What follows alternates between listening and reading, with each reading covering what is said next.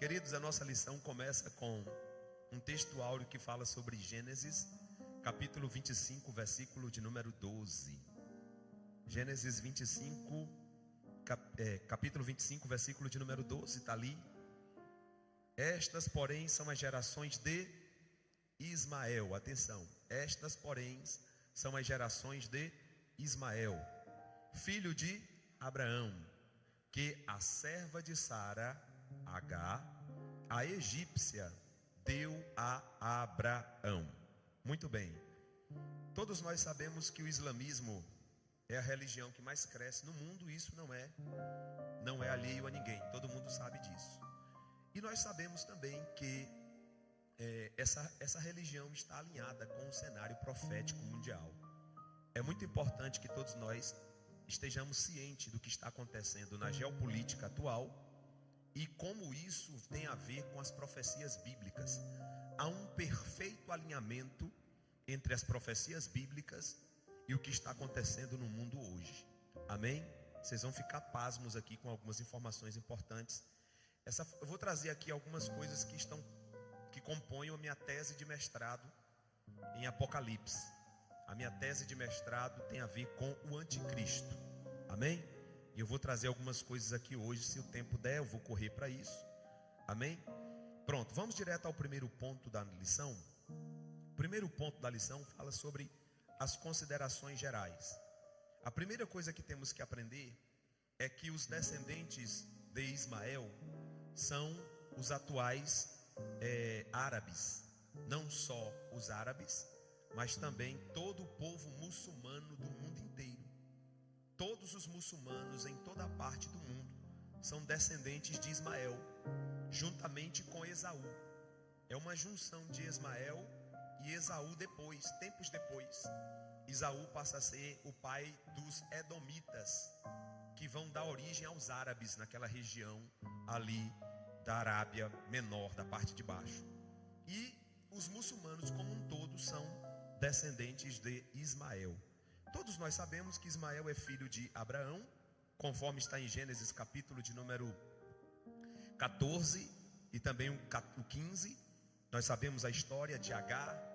Todos nós sabemos a história de que Sara era estéril e Sara deu a sua concubina para que Abraão continuasse a sua prole, uma vez que um homem sem filhos na cultura judaica era alguém amaldiçoado. Então a Sara tenta dar uma força. Só que Deus, irmão, não precisa de nós. Apesar de Deus contar conosco, Deus não precisa de nós. Este é o primeiro ponto. Por causa desta questão, a Agar concebe o Ismael. E eu queria que você atentasse para um ponto muito importante. Pois depois que a Agar gera a Ismael, Deus visita a casa de Abraão e Sara concebe e dá à luz. E o nome do menino é Isaac. Diga Isaac. A palavra Isaac no hebraico é Tirza. Tirza quer dizer sorriso. Sara chama o filho dela de sorriso, de alegria. E aí houve um conflito dentro da casa de Sara, porque Ismael, um pouco mais velho, começa a chamar Isaac de Isaac. Ele começa a chamar Isaac de Isaac. Já estou desmistificando algumas coisas que pregador prega por aí, fazendo pressão nisso aqui. O nome de Isaac é riso. Sara vai a Abraão e diz assim: o filho da escrava está caçoando do nosso filho, está rindo do nosso filho. O que vai deflagrar ali que Abraão mande essa mulher embora, a Agar e o seu filho. Eu já vi muita gente floreando, dizendo que o menino estava realmente fazendo isso, mas o menino só estava chamando o Isaac de Riso, que era o nome dele. Ei, Riso! Atenção, ei, Riso! Vem cá, Riso!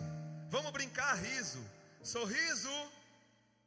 Aí a Sara, motivada não pelo Espírito de Deus, mas pensando em alguma coisa com relação à primogenitura, talvez, a Bíblia não diz. Ela chama Abraão e diz: olha, está tendo problema aqui dentro de casa. O filho da escrava está mangando do nosso filho. Despede-a juntamente com a criança para que saiam pelo deserto e se estabeleçam em qualquer outro lugar. E assim acontece. Eu estou narrando tudo isso para que os irmãos entendam algo muito forte aqui, que vai ser o final da revista, da lição. Amém? Abraão despede, a mulher vai para o deserto, Agar, juntamente com seu filho, acabando ali o mantimento. Todo mundo sabe a história. Agar deixa o menino à distância de um tiro de pedra, pois a sede alastrou-se, não tem mais como andar. Ela se afasta, vai chorar e não ver o seu filho morrer. Para não ver o seu filho morrer, ela fica distante. Aí desce o que? O anjo do Senhor. E o anjo do Senhor diz assim: não temas, mulher, você não vai morrer e teu filho também não vai morrer. Esse filho será pai de uma multidão, de uma grande nação, de um povo. E ali a palavra é até etnon, da onde vem a palavra etnia. Esse menino será pai de uma grande nação. E esse menino, fala comigo, será arqueiro. Segura isso aí. O menino é o quê? Não esquece esse detalhe. Para frente. Ponto de número 2. O mundo árabe. O mundo árabe. Vamos ler juntos? 1, 2, 3. E os povos do sul da Palestina, os povos do sul da Península Arábica descendem de... Tudo bem, continue. Cujos descendentes povoaram o sul dessa... E os povos do norte, Arábia Saudita, são descendentes de... Tudo bem, pode seguir, né? Que é Ismael. Avilá era uma região da costa oriental. O Golfo Sur é a região do...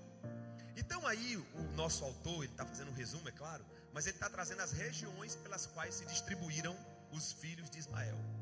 Foi em todas essas regiões, desde lá do Golfo Pérsico, lá perto do Egito, até a parte superior do mapa, chegando na Península Anatólia, que hoje é conhecido como Turquia. Todo esse mundo é um mundo tomado pelos descendentes de Ismael, irmãos, que atualmente está aí até hoje, viu? Só que eles não se detiveram nesta região, esse é o problema. Terceiro ponto, a origem do islamismo. Pronto, vamos falar agora da religião. Diga comigo, muçulmanos e árabes é o povo, são as nações. Islamismo é a religião desse povo. O nome da religião vem de uma palavra árabe, ou de uma palavra Islã, que quer dizer submissão. Mas eu vou dizer uma coisa muito séria para vocês aqui. Essa palavra submissão aqui não é a mesma submissão com a qual nós nos dobramos diante de Deus. A palavra aqui é submissão de qualquer jeito, de uma forma ou de outra, pelo bem ou pelo mal. Atenção, muito bem. Então essa é a origem da palavra, mas os críticos afirmam que o significado é desafio a heroísmo, morrer na batalha e assim sucessivamente. Foi fundada por Maomé, todo mundo sabe muito bem disso, né? Na Arábia Saudita, no ano 610 a.C., por volta do século 6 da era cristã. Esse homem chamado Maomé diz que teve uma visão, uma revelação no monte, onde Deus lhe dava um livro, que nós vamos falar já sobre ele, que é chamado de Alcorão. O livro na verdade é Corão. Al é um artigo, Corão, o livro, né? E esse Maomé, ele diz que o anjo que desceu para falar com ele trouxe uma revelação de Deus com o nome Alá, né? Tem gente que é quase islâmico, né? Quando vê alguém sendo usado por Deus na igreja, diz Alá. É o pastor Edivaldo Filho que gosta desse negócio, meu amigo lá do Brasil. Mas não tem nenhum islâmico aqui não que fica Alá, Alá, né? Aliás, irmãos, eu vou dizer uma coisa para vocês. Jesus ia escandalizar muita gente nos dias atuais, muitos religiosos, né? Mas vamos seguir aqui então.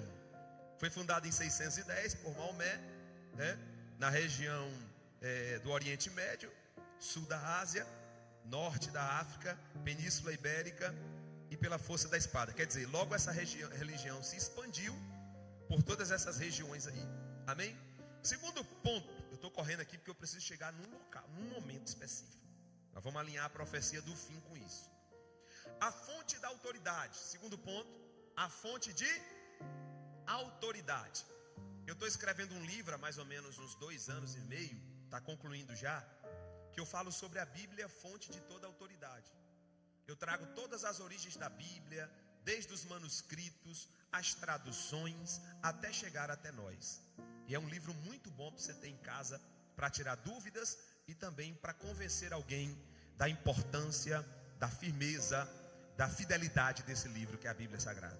A Bíblia Sagrada tem mais de 5.000 cópias. Um dos critérios científicos é que para um livro ser respeitado, um livro histórico, ele tem que ter cópias. O livro que tem mais cópias no ambiente acadêmico tem 400 cópias.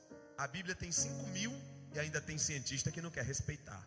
Mas tem que respeitar, porque ela está se cumprindo. Amém? Mas vamos falar aqui do livro dos islâmicos. Primeiro ponto ali fala a origem da história do Alcorão. A palavra vem do árabe Corã, que quer dizer o quê? Recita.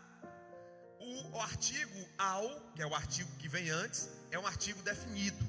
Então, Alcorão quer dizer a recitação. É o nome do livro, tá bem? Os muçulmanos acreditam que o anjo Gabriel recitou a sua mensagem a Maomé durante 23 anos, cujo conteúdo está numa tábua no céu. Eles acreditam que o Alcorão é a inspirada palavra de Deus. Mas estudos críticos nele e na sua história tornam inconsistente esse conceito. Amém? Por várias questões aqui que não dá para a gente tratar hoje, não é o foco. Mas esse é o livro dos islâmicos. Diga comigo, o Islã é a religião dos muçulmanos. E o Alcorão é a Bíblia dos muçulmanos. Amém? Vamos seguir para frente então. Seguindo, origem humana do Alcorão. Segundo tópico, segundo ponto. Origem humana do Alcorão. Pode descer. Há muitos textos discrepantes no Alcorão. Vamos ver algumas coisas importantes aqui que vocês vão entender agora. Por isso, o quê? Otmã, o terceiro sucessor de Maomé, em 644 a 656, padronizou o seu texto conforme suas conveniências e mandou destruir as demais cópias sob pena de morte. Um dos discípulos de Maomé, chamado Abdullah Sá, dava sugestões sobre o que deveria ser cortado ou acrescentado no Alcorão. Deixou o islamismo alegando que o Alcorão fosse a revelação de Deus. Não poderia ser alterado por sugestão de um escriba, né? Quando Maomé conquistou Meca, matou o seu discípulo, visto que sabia demais para continuar vivo. Então foi um livro que foi mexido ao longo do tempo. Alguns chegaram a acrescentar algumas coisas conforme lhes parecia conveniente, né? Já não se basta que a revelação é duvidosa, ainda tem algumas mexidas para complicar ainda mais a questão, tá bem? Bom, deixa eu falar algumas coisas sobre o Alcorão. Quem é simpatizante do Islã, que eu acho que não tem ninguém aqui, deve entender de uma vez por todas que neste livro existem mandamentos para matar. Eu não sei se vocês já ouviram falar de um termo que eles usam, que é a jihad. Alguém já ouviu falar? O que é a jihad? É a guerra santa em nome de Deus. eles são autorizados. Eu tinha até a passagem aqui separada, mas eu terminei perdendo o arquivo, mas eu posso mandar no grupo da igreja. Eles são autorizados pelo livro deles, a Bíblia deles, a promover uma guerra santa contra os infiéis, principalmente judeus e cristãos. Recentemente um cristão foi morto a facão aqui na Espanha, e não aconteceu nada com o rapaz que matou, porque na hora alegaram que o cristão estava ofendendo a cultura islâmica. Pasmem, os governantes da Europa atual dizem que eles são uma cultura. O nosso primeiro-ministro daqui, falou que eles são uma cultura a ser respeitada. Eu não sei o que vai ser dessa live, ou se eu fico em Portugal ainda. Mas vamos seguindo aqui, irmãos. Bom, então esse é o conceito do Alcorão. Vários conceitos terríveis. Se vocês virem o que dizem as prerrogativas escritas nesse livro sobre a mulher, é estarrecedor. Depois vocês dão umas pesquisadazinhas para poder combater, viu? É muita coisa forte que tem lá, terrível, terrível. Amém? Vamos seguir aqui então. Terceiro ponto, o Senhor Jesus no Alcorão. Segundo, eu vou resumir aqui para a gente não ler muito. Segundo eles, Jesus é um profeta da categoria de Maomé. Assim como Maomé foi um profeta, Jesus também é um profeta. Eles respeitam a Jesus, mas eles não seguem a Jesus, eles seguem a Maomé, porque ambos têm a mesma categoria de espiritualidade. Ambos tiveram revelação de Deus e mensagem de anjo. Assim como Gabriel visitou Maria e por outras vezes visitou a Cristo, também Gabriel se revelou a Maomé. Então está tudo na mesma categoria na visão deles. Compreenderam? Bom, no quarto ponto aqui nós temos a cronologia bíblica. Cronologia bíblica, quarto tópico ali, ó. Sobe mais um pouquinho só. Meu Deus, será que vai dar tempo? Sobe mais um pouquinho. É o terceiro tópico. Tópico é em cima. Segundo ponto, terceiro tópico. Terceiro tópico, deve estar mais em cima um pouco, né? Não está? Então a sua revista aí está com problema espiritual, porque a minha tem 4 tópicos nesse ponto, no segundo ponto. Essa não tem não? Tem não? Então vamos direto para o quarto ponto aqui, né? O quarto ponto. É isso mesmo, meu irmão?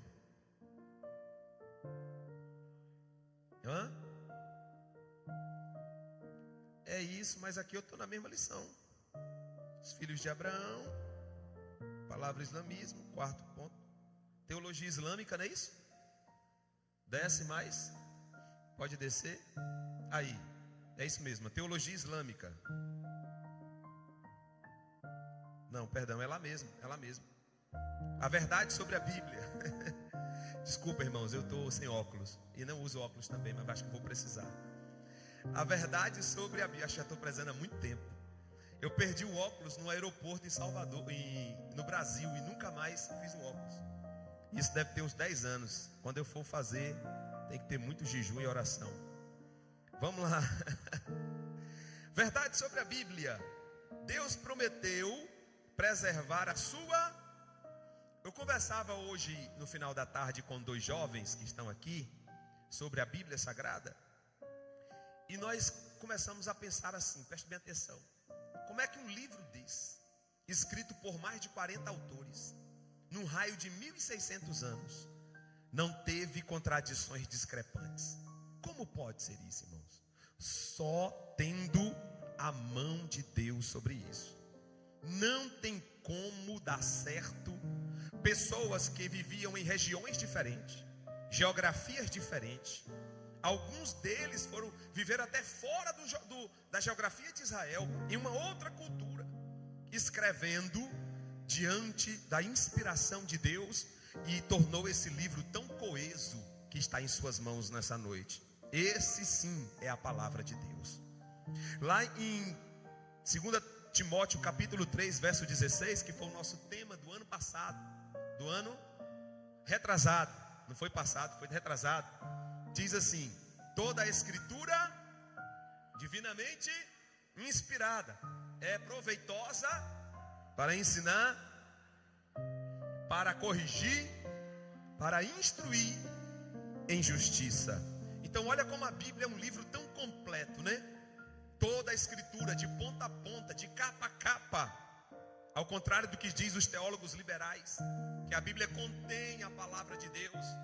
Não, nós cremos que a Bíblia é a palavra de Deus de capa a capa. Até quando o diabo fala, não é a fala do diabo, é o registro da fala que é inspirado. Quem entendeu? Então Deus é tão tremendo que usa, o João Calvino diz que o diabo é um cachorrinho na coleira. Então esse livro é o nosso livro. Vamos seguir aqui para frente. Terceiro tópico. Os irmãos estão acompanhando bem? Amém? Primeiro tópico do terceiro ponto, perdão. O Deus dos muçulmanos. Vamos lá. Eu vou ser bem objetivo aqui. Não vamos ler também não, tá bem? Qual é o Deus dos muçulmanos? Diga comigo, Alá. A história registra que existem na antiguidade muitas religiões monoteístas, mas que eram pagãs. Seus adeptos adotavam um único ídolo, ou um único Deus com D minúsculo. É um monoteísmo falso.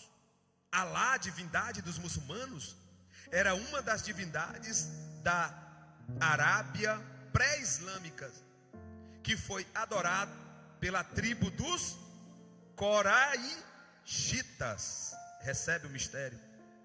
De onde veio Maomé. Há inúmeras evidências irrefutáveis na história e na arqueologia de que Alá não veio dos judeus, nem dos cristãos. Alá e Jeová não são nomes distintos de um mesmo Deus. Não são nomes distintos de um mesmo Deus. Eles querem dizer que o Jeová da Bíblia, pode perguntar para eles: quem é o Deus de vocês? Não, nosso Deus é Alá, que é como se fosse o Jeová de vocês, só muda o nome. Na verdade não é. Alá, o Deus dele, tem práticas e formas de identidade diferentes do nosso Deus da Bíblia Sagrada. É que não dá tempo para a gente tratar desses pormenores, mas existe uma identidade diferente. Outra, nunca houve contato, historicamente falando, do Alá do período pré-islâmico com o Jeová ou com os judeus que adoravam a Jeová. Não houve contato. Esse Alá é de regiões remotas, distantes da cultura de Israel. Então por aí os irmãos já se munem de informação para dizer para um islâmico que você achar por aí, no trabalho, em qualquer outro lugar, que diga que os deuses é o mesmo, que Alá ou Jeová é o mesmo, e você vai dizer: não, historicamente Alá, ele faz parte da tribo dos Coraixitas. Meu Deus do céu, não precisa falar isso não, só diga, é melhor, né? Só diga que Alá, esse nome, diga assim, diga lá para ele, ó, Alá é antes de Maomé existir, já era adorado por tribos nômades do ambiente arábico. Antes de Maomé existir, Maomé só adotou para dentro do islamismo e passou a ser o Deus deles. Eu já vi gente argumentando isso. Eu já vi muçulmano dizendo: não, é o mesmo Deus. É o mesmo Deus, né? Já vi muçulmano argumentando isso. É só muda o nome. Aí você agora já sabe. Não tem nada a ver Jeová da Bíblia com o Alá do mundo islâmico. Amém, irmãos? Conceito de trindade no Alcorão, né?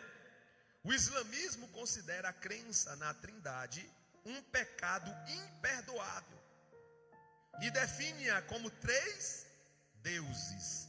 Então você já pode parar para pensar sobre isso. Na nossa crença, cristianismo, existe uma trindade, que é um conceito estabelecido no século 3, a partir de 325. E esse conceito está em toda a Bíblia Sagrada. Quando Deus fez o homem, Deus disse: façamos, no plural, é mais de um. Não é 3 deuses, é um Deus em 3 pessoas. Cuidado, repete comigo: o meu Deus é um só, só que se revela em 3 pessoas distintas, mas é uma só essência, é um só Deus. Amém, irmãos? Eles não consideram isso. Terceiro tópico, o Senhor Jesus e o alcoolismo. Já falei, né? Quarto tópico, a cronologia bíblica. A expressão Filho de Deus, cadê? Quarto ali embaixo. Mostra a origem e a identidade de Jesus. Está lá em João capítulo 8, verso 42. E não segue o mesmo padrão de reprodução humana. Ou seja, Jesus não foi formado de um homem e de uma mulher. Todos nós sabemos, Jesus foi formado por obra e graça do Espírito Santo em um útero emprestado de Maria para ser encarnado. Por quê? Porque o pecado foi concebido na carne e precisava ser vencido na carne. Amém? Eu ouvi esses dias que o Espírito Santo não possui anjo. Por que o Espírito Santo não possui anjo? Porque ambos são espírito. Seria possessão se o Espírito Santo possuísse anjo. Mas o Espírito Santo possui ser humano. Ou seja, o Espírito Santo possui quem tem alma e tem corpo, também tem espírito. Então gera legalidade para o Espírito Santo encher. Mas o Espírito Santo não enche anjo. Quem está entendendo aqui, irmão? Cuidado. É por isso que demônio não tem legalidade jurídica para estar no corpo de alguém. Quando você for repreender um demônio, você vai repreender em nome de Jesus e vai deixar claro que você entende a palavra. E vai dizer para esse demônio: demônio, você não tem legalidade para estar nesse corpo. Por quê? Porque você é espírito. Não tem legalidade de atuar no mundo físico. Sai em nome de Jesus. E ele vai sair. Amém? Espero que você esteja bem para isso. Quinto tópico: o sacrifício de Jesus. O sacrifício de Jesus. A cruz de Cristo sempre foi o escândalo para os que pensam, para os que perecem. Bota esse texto aqui, 1 Coríntios capítulo 1, verso 23. Acabou meu tempo. Meu Deus do céu. Rapaz, eu vou chegar já já ali na frente, já já. Bota só esse texto que eu já vou passar de vez logo. Mas nós pregamos a Cristo crucificado, que é o quê? Escândalo para os e loucura para os gregos. Essa morte de Cristo na cruz, ela é inconcebível na mentalidade dos grandes filósofos gregos. Um homem morrer pelos outros não faz sentido. Para os judeus é o escândalo. Por quê? Porque para o judeu só Deus é Jeová, Jeová é Deus. A mediação passa pela lei e pelo sacrifício. Aí Jesus fala: eu sou a conclusão de tudo. Eu sou o cordeiro que era morto. Eu sou a arca da aliança. Eu sou o sábado. Toda a profecia converge em mim. Eu sou a revelação máxima de Deus. E o escritor aos Hebreus chegou a ousar dizendo, no capítulo 1, verso 1 a 3, ele disse: ele é a expressão máxima da glória de Deus. Aí ele continua dizendo: há muito tempo Deus falou aos nossos antepassados de muitas maneiras pelos profetas. Hoje nos fala pelo Filho, e este Filho é a expressão máxima da glória de Deus. Quer entender Deus? Olha para Jesus. Quer entender o amor de Deus? Olha para a cruz. Mas eles não entendem isso. Quem está entendendo isso aqui, irmãos? Amém? Pronto, pode descer rapidamente. Vamos já para passar da nossa lição aqui. Rapidamente, pode descer já para o quarto tópico. E aí, eu vou deixar isso aqui para vocês lerem em casa. Está no grupo da igreja. A fé, o tipo de fé que os muçulmanos praticam, o islamismo, né? As orações que eles fazem. Eu quero até fazer uma oração que eles fazem aqui, só para você entender. Tem uma oração deles que eles dizem assim, ó: Deus nunca gerou, nunca foi gerado. Ele nunca gerou, nunca foi gerado. Ele nunca gerou, nunca foi gerado. Ele não gerou, não tem filho. Para confrontar a palavra de Deus. E ele nunca foi gerado, para dizer que Jesus não é Deus. Compreendeu? O foco é Jesus. Ele nunca gerou, nem nunca foi gerado. A relação deles com Deus é uma relação de extremo respeito, mas não é uma relação de filiação como nós. Eles não se veem como filhos de Deus. Eles são servos de Deus. Só que eles jamais, para eles é um pecado dizer que eles podem se relacionar com Deus. Para ele, Deus é o Criador, inacessível, inatingível, inalcançável. Não tem como. Aí eu falei com um que estava no trabalho, lá num lugar que a gente estava em uma casa aí, fazendo uns trabalhos aí, até o Rafinha também estava. E eu falei com uma pessoa que era islã, né, o menino que estava lá. Eu falei, quem é Deus para você? Aí ele disse, não, Deus, a gente tem até que tomar cuidado de falar o nome dele, tem que ter reverência. Eu falei, mas ele não é pai? Não, ele não é pai, ele não pode ser pai, ele não gerou e nunca foi gerado. Não, ele é grande, ele está lá em cima, tudo brota dele, ele é o centro de tudo, mas nós não podemos dizer que temos relacionamento com ele. Eu falei, por isso que você tem que ficar de bundinha para cima, meio-dia na hora do almoço, fazendo essas orações sem fim e não sente nada. Aí não vale a pena não. Tem que sentir. O nosso Deus da Bíblia, ele chegou e disse, eu não sou só pai, eu sou Abba, pai. Abba quer dizer paizinho. Ele está dizendo, eu sou pai de perto, eu quero me relacionar. Esse negócio é tão forte. Eu acho que a lição eu não vou conseguir mais dar não. Mas esse negócio de Deus é tão forte, irmão, que se fôssemos resumir a intenção de Deus conosco, resumiríamos em uma palavra. Diga comigo, relacionamento. Deus criou Adão, botou no Éden, para quê? Se relacionar. Adão caiu, o que Deus fez? Promoveu um ambiente de relacionamento, o tabernáculo. Descia onde? No tabernáculo. Como? Em forma de nuvem. Só que Deus não se deu satisfeito de descer de forma de nuvem. Aí ele resolveu encarnar na pessoa de Jesus Cristo. Aí Isaías disse, a virgem conceberá e dará à luz a um filho, e o seu nome será Emanuel. Sabe o que é Emanuel? Deus conosco.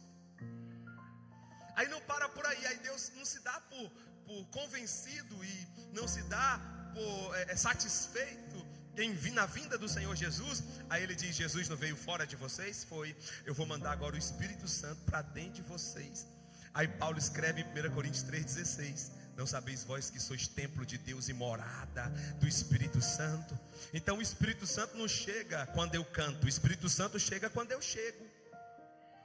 Por quê? Porque eu sou casa dele, você entendeu ou não? Toma posse dessa palavra nessa noite, você é casa dele. Você não está buscando uma experiência externa em algum lugar exclusivo, específico. Você já pode viver uma experiência com o Espírito Santo em qualquer lugar, porque ele já está na casa, amém? E aí Deus não se dá por satisfeito do Espírito, já está dentro de nós hoje. Aí sabe o que Deus faz? Planta uma cidade-jardim que vai pairar sobre as nuvens, Apocalipse 21.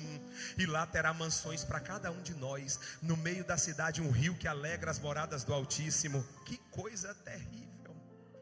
Aí sabe como é que termina? O anjo diz, João, essa cidade será o ambiente onde Deus, o Senhor Jesus, vai tabernacular com vocês, vai morar com vocês.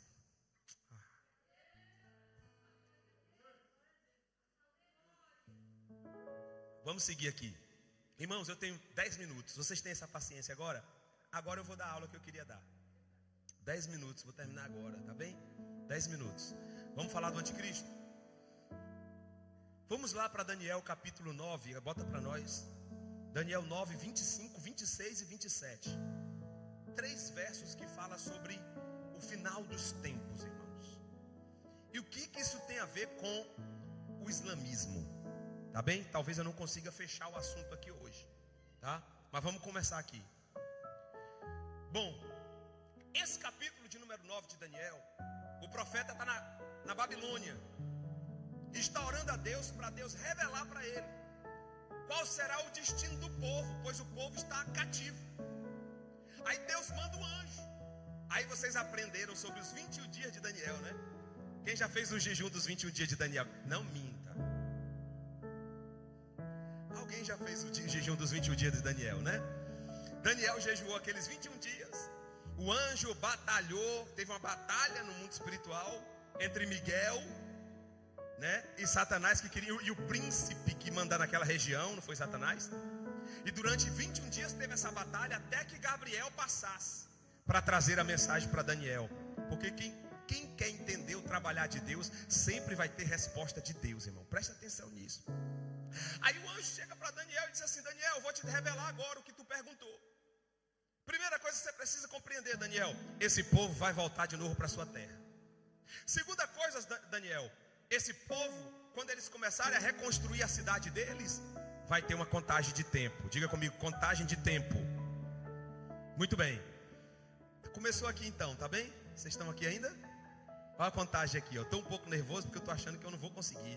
Mas você me ajuda? Me preste sua atenção, irmã Mari. A senhora me preste sua atenção? Me preste a sua atenção. Ah, obrigado.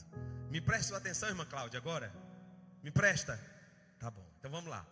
Sabe e entende, desde a saída da ordem para restaurar e para edificar Jerusalém, até o Messias, o príncipe, 7 semanas e 62 semanas. As ruas e as tranqueiras se reedificarão, mas em tempos angustiosos. Pronto, o anjo começou a dizer: Daniel, começa a escrever sobre o tempo aí comigo. Daniel vai ter um tempo chamado de 70 semanas. Diga comigo, 7 mais 62. Vamos lá, né? 7 semanas mais 62 semanas. Volta o 24 aí para a gente entender rapidinho. 24. Eita Jesus, deixa eu ser objetivo aqui rapidamente. Ai. O 24. Daniel 9, 24. Isso. 70 semanas estão determinadas sobre o teu povo e sobre a santa cidade. Então o anjo está falando de um tempo. Diga um tempo. 70 semanas. Muito bem. Ali ele fala os objetivos das semanas, que se completa em Cristo Jesus. Mas depois a gente fala sobre isso. Só pense, 70 semanas. A palavra semana aqui em hebraico é Shaboim. Fala Shaboim. Tá ficando bom em hebraico, hein? Shaboim é semana de ano e não semana de dia. Ok?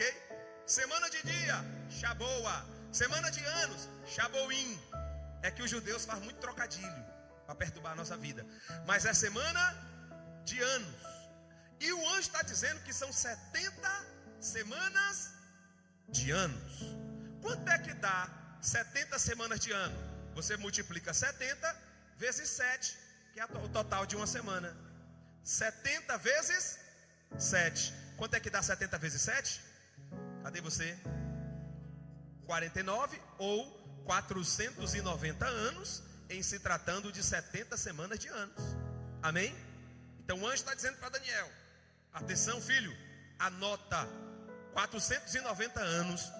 Nesse tempo vai se cumprir muita profecia. Amém? Pegaram aí até agora? Agora vamos para o 25 para a gente entender. O anjo vai dar uma destrinchada nesse tempo. Presta atenção. Sabe e entende, porque a fé vem pelo ouvir, o ouvir da palavra, né? Então tem que entender.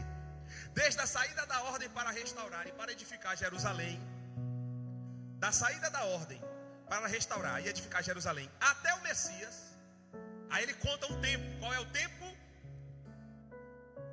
7 semanas e 62 semanas. Quanto dá isso? 69. Anote, 69. Muito bem. Então nós já sabemos que o anjo está contando que da reedificação de Jerusalém, depois do cativeiro babilônico, que se deu ali por volta do ano 445, até Jesus, se contaria 69 semanas. Quanto é que dá 69 semanas de anos? Faz a conta. É 69 vezes 7. Tudo é sobre 7. Tudo é sobre 7, né? Não tem 7 dias a semana?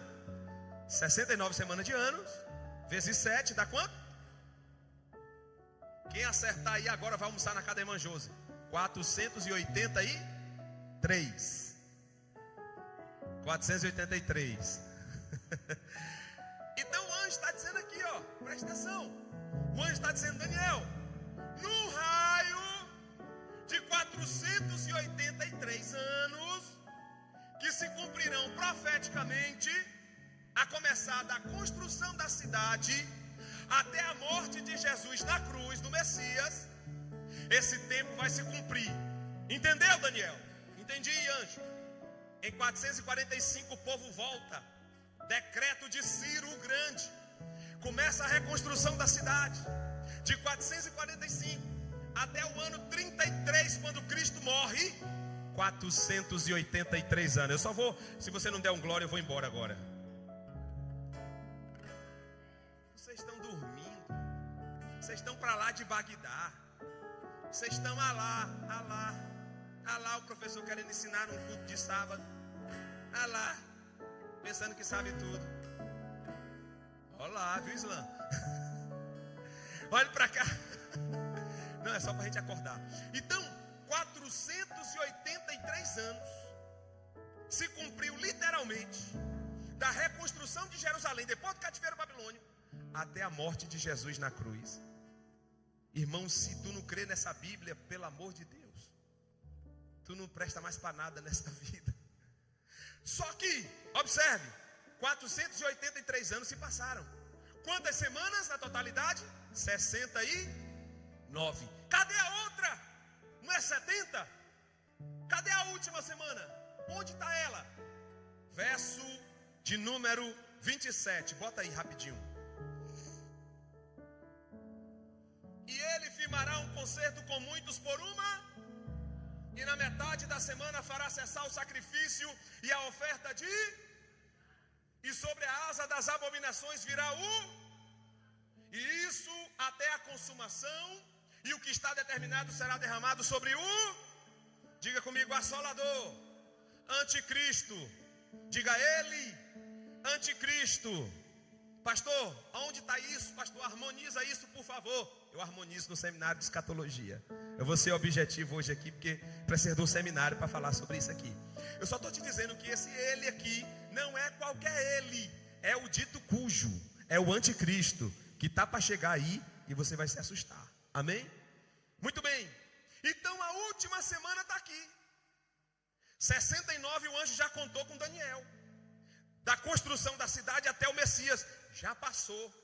E a última, Daniel? A última é quando esse que virá firmar um concerto com o mundo por 7 anos, por uma semana. Compreenderem, irmãos? Quem está entendendo? Alguém voou? Boiou? Não, né? Então isso está para o futuro, para próximo. E está próximo, muito próximo. Amém? Pastor, pelo amor de Deus, o que é que isso tem a ver com o islamismo? O que é que isso tem a ver com Ismael? O senhor agora embolou, foi tudo. Eu já estou com dor de cabeça. Maomé já morreu e eu não estou passando muito bem. Olhe para cá. Já vou terminar. Vocês se lembram que eu pedi para vocês analisarem e guardarem aquela palavra arqueiro? Lembram? Arqueiro. Eu vou ser muito objetivo agora. Vou fazer uma síntese bem brusca, bem rápida, tá bom? O Ismael seria o quê? Arqueiro. E o anjo disse também que ele seria pai de uma multidão, uma grande nação. E o anjo também disse que eles seriam como jumentos bravos, que dariam coices e cabeçadas. É essa nação, a característica dessa nação, está lá. É só ler o texto em Gênesis. Amém? Muito bem, agora vamos ler. Bota aí para mim já terminar. Apocalipse capítulo de número 6, versículo de número 2. Apocalipse 6, 2. Ai. Vou fazer um corte aqui, viu, irmão Cláudio, para a gente entender. Apocalipse 6, 2. E olhei, e eis branco, e o que estava sentado sobre ele tinha e foi-lhe dado uma, e saiu vitorioso para o que esse aí tinha? Esse cavaleiro branco aqui é o anticristo. Quem está entendendo? Esse cavaleiro branco é quem? O anticristo. Qual o instrumento de guerra dele? Qual o instrumento que o anjo disse que Ismael teria? Calma, vocês têm um pouquinho de paciência mais? Posso voltar lá em Daniel? Irmão, cuidado, viu? Vamos lá, Daniel 9, 26 agora. Agora vocês vão tomar um susto. Daniel 9, 26.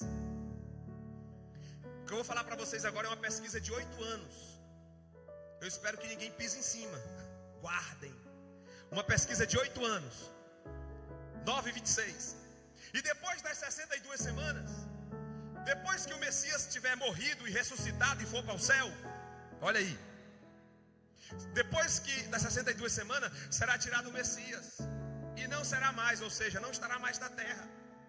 E o povo do príncipe, presta atenção, no versículo 25 tem o ungido, o príncipe.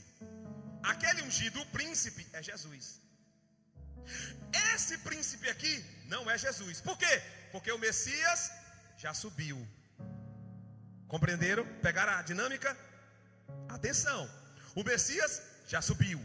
E o povo do príncipe que há de destruirá a cidade e o seu fim será como uma, e até o fim haverá, que estão determinadas assolações.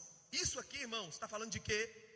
Esse momento aqui está falando sobre o anticristo. Diga comigo, o príncipe é o anticristo.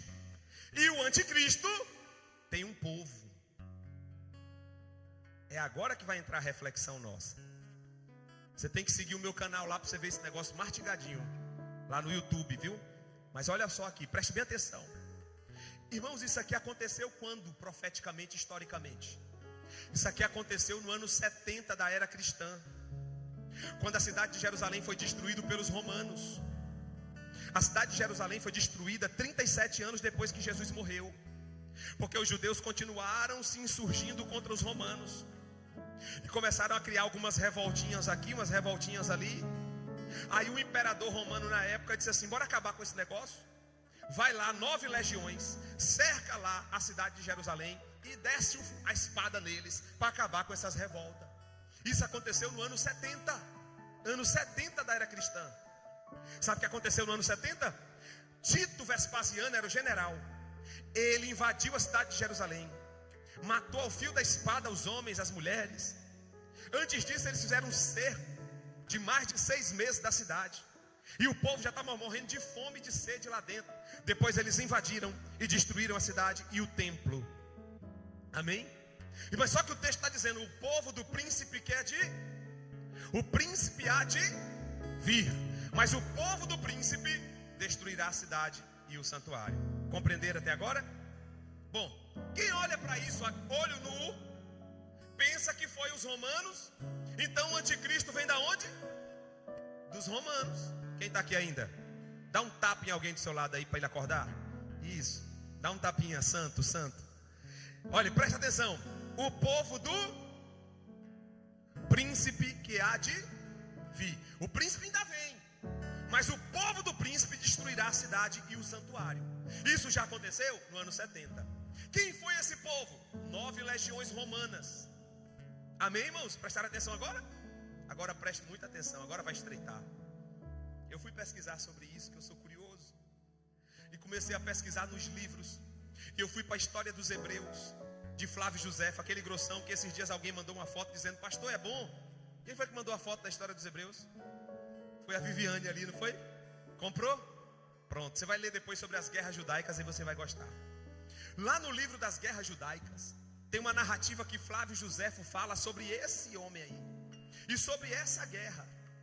E Flávio Josefo traz algumas informações muito importantes, irmãos. Preste atenção agora. No livro Guerras Judaicas, que é uma parte do livro de História dos Hebreus, aquele grossão está lá dentro.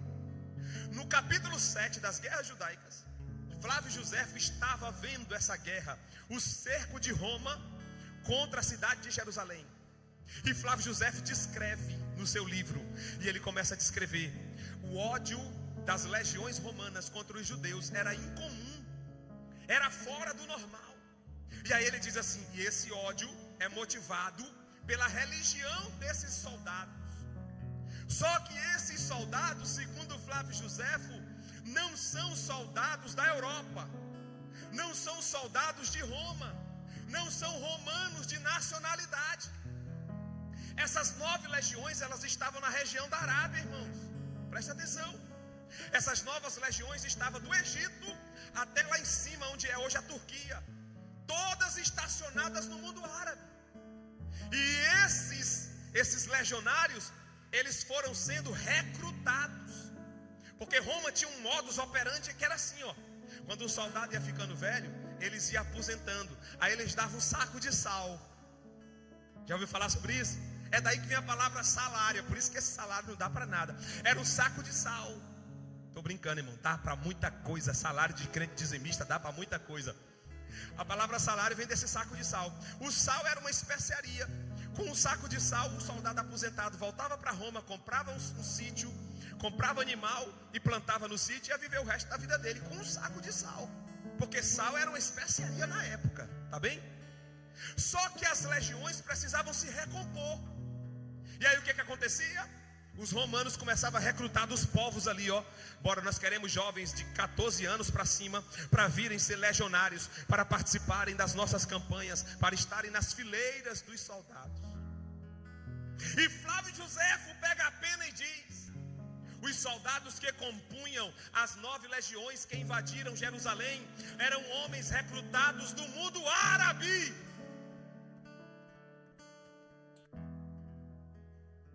Pastor, o senhor pode provar isso? Isso é muito sério. Eu já estou aqui até nervoso. Dá para provar? Claro que dá. São 8 anos de pesquisa. Amém? Da onde é que vem esse príncipe? De um povo que destruiu a cidade no ano? E quem eram essas legiões? Quem eram esses guerreiros? Esses soldados? Soldados recrutados do mundo árabe. A Bíblia está dizendo que o povo do príncipe que há de vir destruirá a cidade e o santuário. Quem está entendendo até agora? Alguém se perdeu? Posso concluir? Vou concluir agora, já passei do horário. Posso concluir? Me empreste sua atenção, irmã Thaís. Amém? Vamos concluir então. Esse povo que destruiu a cidade no ano 70, que era composto de soldados árabes, nos dá uma dica, uma pista. Nós já temos a primeira pista. Esse menino que Ismael, ele era o quê? Arqueiro. O cavaleiro branco de Apocalipse 6:2, que faz menção ao anticristo, terá um arco. Agora nós temos uma prova histórica. Um povo do príncipe que destruiu a cidade e o santuário, isso se deu no ano 70, eram legiões romanas compostas de soldados árabes. Meu Deus.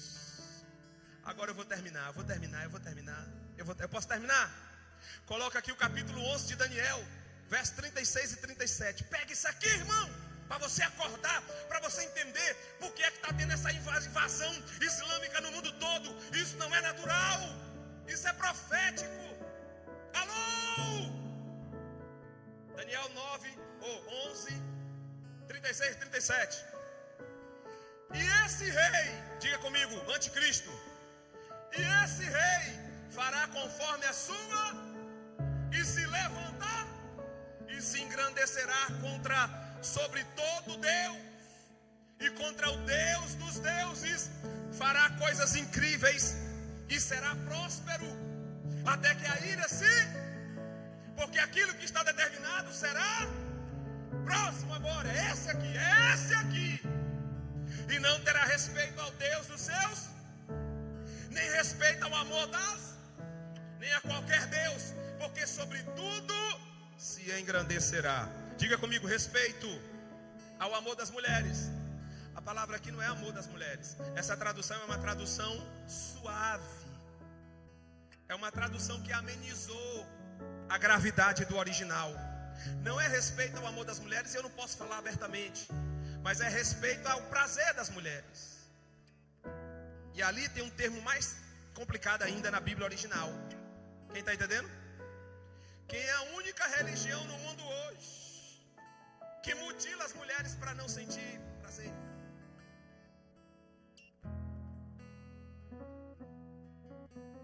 Atenção, eu falei para vocês que o caldo hoje seria grosso, não falei? A única religião no mundo hoje que priva a mulher dos prazeres, do prazer. Amém, irmãos? Agora eu vou fechar com vocês. Alain, eu quero que você coloque aqui bandeira dos países. Não bota agora não. Bota aqui Apocalipse, continua no Apocalipse 6, do verso 2 a seguir. Nós vamos ouvir sobre os 4 cavaleiros do Apocalipse. E hoje eu só termino meia-noite. Estou brincando. Mas Cláudio, não leva a sério não. O povo aqui já me conhece, a hora passa a me conhecer, viu, Marco? Me conheço, isso aqui é brincadeira. Quando você vê o nervoso, o pastor está brincando. Olhe para cá. E olhei, e eis um cavalo, e o que estava sentado sobre ele tinha e foi-lhe dado uma, e saiu vitorioso para. Isso não é Jesus, irmão. Pastor, por que não é Jesus? É tão bonitinho. Cavalo branco, vitorioso para vencer, coroa, não é Jesus? Porque no capítulo 5, Jesus é o cordeiro que está abrindo os selos. Alô? Não pode ser Jesus nos dois momentos. O que abre o selo e o que é o cavaleiro do primeiro selo. Compreenderam? Espero ter compreendido. Me ajudem, pelo amor de Deus, né? Próximo verso. Ligeiro. E havendo aberto o segundo selo, ouvi o segundo animal dizendo: vem e saiu um cavalo. O quê? Cavalo. E o que estava sentado sobre ele foi dado que tirasse a paz da terra e que se matassem uns aos outros, e foi-lhe dado uma grande espada. Diga: cavaleiro da guerra. Primeiro, cavaleiro branco da falsa paz. Agora, cavaleiro vermelho da guerra. Amém? Próximo. E havendo aberto o terceiro selo, ouvi o animal dizendo: vem e vê. E olhei, e eis um cavaleiro, e o que estava sobre ele assentado tinha uma, na onde? Na mão. Essa balança aqui é o que? É a balança da recessão, da crise por causa da guerra. O anticristo vem na falsa paz, depois ele instaura a guerra contra o mundo, principalmente contra Israel, que não vai adorar a ele. E aí depois vem a recessão, que é o cavaleiro de número 3. Cavaleiro preto, cavaleiro da fome. Próximo cavaleiro, já vou terminar. Segue. Olhei e vi uma voz no meio dos 4 animais que dizia: uma medida de... Não, próximo, pode ir. E havendo aberto o quarto selo, ouvi calma, é ali mesmo. E havendo aberto o quarto selo, ouvi a voz do quarto animal que dizia: vem aí. Próximo. E olhei e eis um cavaleiro. Diga amarelo. Diga só que não. Pode dizer só que não. A única Bíblia que traduziu por cavaleiro amarelo é a Bíblia em português. As Bíblias em inglês, as Bíblias em espanhol, a tradução não é cavaleiro amarelo, é cavaleiro verde. Verde. Pastor, mas que discrepância é essa? Não é uma discrepância, foi uma adaptação. Depois eu explico para vocês, que não dá mais hoje. Então só pegue a visão. Diga comigo: cavaleiro branco, cavaleiro vermelho, cavaleiro preto e cavaleiro verde. Diga: os 4 cavaleiros do Apocalipse é uma mensagem profética sobre o povo do príncipe que virá. Agora coloca as bandeiras do país do mundo árabe. Pegue uma seleção de bandeiras que tem uma verdona bem no meio. Uma seleção de bandeiras do países do mundo árabe. Bota aqui na tela. Bandeira dos países do mundo árabe. Ei, irmão, isso aqui é responsabilidade. É 8 anos de pesquisa. É minha tese de mestrado que eu estou dando uma introduçãozinha para vocês. Tem muito mais coisa. Bandeiras do país do mundo árabe. Bota aqui pra gente, rapidinho, para terminar. Não é nem para gravar esse negócio aqui, mas Deus é bom. Fica gravado aí mesmo. Depois vocês assistem de novo. Eu vou mandar cortar para botar para você assistir de novo. Amém? Bandeiras dos países do mundo árabe. Você vai estarrecer agora, irmão. Olha o susto aí. Olha o susto. Olha as cores. Ai. Olha as cores. Abre aí, abre a tela da câmera. Olha as cores aqui, ó. Olha as cores predominantes. Vermelho, branco, verde, preto. Vermelho, branco, preto, verde. Preto, branco, verde, vermelho. Preto, branco, vermelho, verde.